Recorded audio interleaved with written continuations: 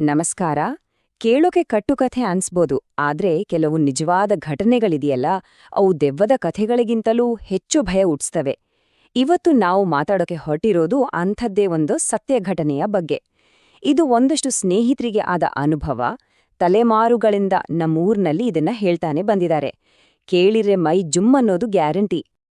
ಯೋಚ್ನೆ ಮಾಡಿ, ಮಧ್ಯರಾತ್ರಿ ನಿಮ್ಮ ಸ್ನೇಹಿತರ ಜೊತೆ ಇದ್ದೀರಾ. ಅಲ್ಲೊಂದು ಹಾಳು ಬಿದ್ದ ಸೇತುವೆ, ಅಲ್ಲೊಬ್ಬ ಮುದುಕ ಕೂತು ಗಾಳಿ ಹಾಕ್ತಿದ್ದಾನೆ. ನಿಮ್ಮ ತಲೆಯಲ್ಲಿ ಬರೋ ಮೊದಲನೇ ಪ್ರಶ್ನೆ ಏನು?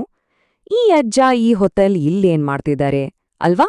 ನೋಡಿ, ಇಡೀ ಕಥೆ ಶುರುವಾಗೋದೇ ಈ ಒಂದೇ ಒಂದು ಪ್ರಶ್ನೆಯಿಂದ. ಇದೇ ಪ್ರಶ್ನೆದಾನೇ ಇಡೀ ರಹಸ್ಯದ ಮೂಲ. ಸರಿ, ಆ ಸೇತುವೆ ಹತ್ರ ಏನಾಯ್ತು ಅಂತ ನೋಡೋಣ. ಬಟ್ ಅದಕ್ಕೂ ಮುಂಚೆ ಒಂದು ಸ್ಟೆಪ್ ಹಿಂದೆ ಹೋಗೋಣ.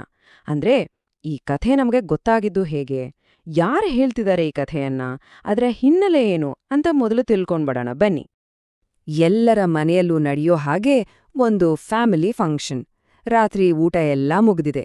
ಚಿಕ್ಕ ಹುಡುಗರೆಲ್ಲ ಸೇರ್ಕೊಂಡು, ಅಣ್ಣ, ಒಂದು ದೆವ್ವದ ಕತೆ ಹೇಳಣ್ಣ ಅಂತ ಹಿಂದೆ ಬಿದ್ದಿದ್ದಾರೆ. ಇದು ತುಂಬಾನೇ ಕಾಮನ್ ಸೀನ್ ಅಲ್ವಾ? ಆದ್ರೆ ಈ ಒಂದು ಸಾಮಾನ್ಯ ರಾತ್ರಿನೇ ಮುಂದೆ ನಡೆಯೋ ಒಂದು ಅಸಾಮಾನ್ಯ ಘಟನೆಗೆ ಮುನ್ನುಡಿ ಬರೆಯುತ್ತೆ. ಆದ್ರೆ ಇಲ್ಲೊಂದು ಟ್ವಿಸ್ಟ್ ಇದೆ. ಆ ಅಣ್ಣ ಹೇಳೋಕ್ ಶುರು ಮಾಡಿದ್ದು ಯಾವುದೋ ಸುಮ್ನೆ ಕಟ್ಟುಕಥೆಯನ್ನಲ್ಲ. ಬದಲಾಗಿ, ನಾನೀಗ ಹೇಳೋದು ನಿಜವಾಗ್ಲೂ ನಡೆದಿದ್ದು, ಇದೇ ಊರಲ್ಲಿ ನನ್ನ ಫ್ರೆಂಡ್ಸ್ಗೆ ಆದ ಅನುಭವ ಅಂತ ಹೇಳ್ತಾನೆ. ಅಬ್ಬಾ, ಈ ಮಾತ್ ಕೇಳಿದ ತಕ್ಷಣ ಅಲ್ಲಿದ್ದವರಿಗೆಲ್ಲ ಕುತೂಹಲ, ಜೊತೆಗೆ ಸ್ವಲ್ಪ ಭಯ ಕೂಡ ಶುರುವಾಗತ್ತೆ. ಸರಿ, ಹಾಗಿದ್ರೆ ಆ ಘಟನೆ ನಡೆದ ಜಾಗಕ್ಕೆ ಹೋಗೋಣ. ಯಾಕಂದ್ರೆ ಯಾವುದೇ ಹಾರರ್ ಸ್ಟೋರಿಲಿ ಜಾಗಕ್ಕೆ ಬಹಳ ಪ್ರಾಮುಖ್ಯತೆ ಇರುತ್ತೆ. ಈ ಕಥೆಯ ಹೀರೋ, ವಿಲೆನ್ ಎಲ್ಲವೂ ಆ ಜಾಗವೇ. ಅದರ ಹೆಸರು ಪುಟ್ಟು ಸಂಕ. ಪೊಟ್ಟು ಸಂಕ ಹೆಸರಲ್ಲೇ ಏನೋ ಇದೆಯಲ್ಲ. ಪೊಟ್ಟು ಅಂದ್ರೆ ಮುರಿದ ಅಂತ. ಅಕ್ಷರಶಃ ಹೇಳೋದಾದ್ರೆ ಮುರಿದ ಸೇತುವೆ. ಅಲ್ಲಿನ ಜನ ಅದನ್ನ ಹಾಗೆ ಕರೀತಿದ್ರು. ಯೋಚನೆ ಮಾಡಿ, ಒಂದು ಜಾಗದ ಹೆಸರೇ ಹೀಗಿದ್ರೆ ಆ ಜಾಗ ಹೇಗಿರ್ಬೇಡ? ಹಾಗಿದ್ರೆ ಆ ಸೇತುವೆ ಹೇಗಿತ್ತು ಅಂತ ಹೇಳ್ತೀನಿ ಕೇಳಿ. ಈಗಿನ ಹಾಗೆ ದೊಡ್ಡದಾಗಿರ್ಲಿಲ್ಲ, ತುಂಬಾನೇ ಚಿಕ್ಕದು. ಅಂದ್ರೆ 2 ದೊಡ್ಡ ಗಾಡಿಗಳು ಒಂದೇ ಸಾರಿ ಹೋಗೋಕೆ ಆಗ್ತಾನೇ ಇರ್ಲಿಲ್ಲ. ಒಂದು ಬಸ್ ಬಂದ್ರೆ ಸಾಕು, ಆ ಬಸ್ ಹೋಗೋವರೆಗೂ ಇನ್ನೊಂದ್ ಕಡೆ ಜನ ಕಾಯ್ಕೊಂಡ್ ನಿಲ್ಬೇಕಿತ್ತು. ಈ ಕಥೆ ನಡೆದಿದ್ದು ಆ ಸೇತುವೆಯನ್ನ ರಿಪೇರ್ ಮಾಡೋಕೂ ಮುಂಚೆ. ಅಂದ್ರೆ ಅದೊಂದ್ ರೀತಿ ನಿರ್ಜನವಾದ, ಸ್ವಲ್ಪ ಭಯ ಹುಟ್ಸೋ ಜಾಗವಾಗಿತ್ತು. ಸರಿ, ಕತೆಯ ಹಿನ್ನೆಲೆ ಗೊತ್ತಾಯ್ತು, ಜಾಗದ ಪರಿಚಯವೂ ಆಯ್ತು. ಈಗ ಮತ್ತೆ ನಾವು ಆ ರಾತ್ರಿಗೆ ಆ ಸೇತುವೆ ಮೇಲಿದ್ದ ಆ ಹುಡುಗರ ಹತ್ರಕ್ಕೆ ವಾಪಸ್ ಹೋಗೋಣ. ಅವ್ರು ಮಾತಾಡಿದ್ದನ್ನ ಕೇಳಿದ್ರೆ ಅವ್ರು ಯಾಕೆ ಆ ನಿರ್ಧಾರ ತಗೊಂಡ್ರು ಅಂತ ನಮ್ಗೂ ಗೊತ್ತಾಗತ್ತೆ.